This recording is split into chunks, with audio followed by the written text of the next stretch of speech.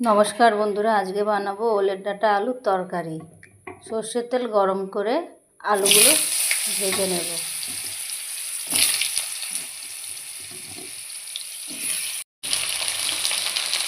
আলুটা অল্প ভাজা হয়েছে, এবার কুচিয়ে রাখা পেঁয়াজটা দিয়ে দেব। দিয়ে পেঁয়াজ আর আলু আবার ভালো করে ভেজে নেব।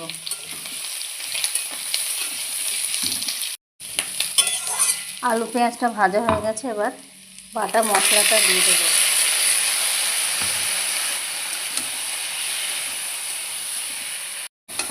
মশলাটা কষা হয়ে গেছে। মশলাটার মধ্যে ছিল আদা বাটা, রসুন বাটা, কাঁচা লঙ্কা বাটা, নুন, হলুদ।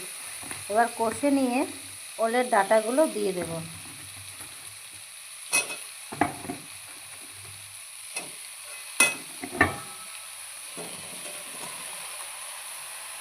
দিয়ে আর একটু ভালো করে কষিয়ে নেব।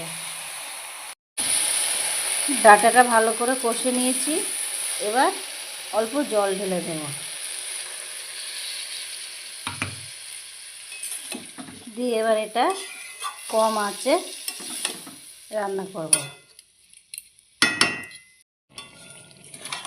তরকারিটা হয়ে এসছে, আর একটু হবে।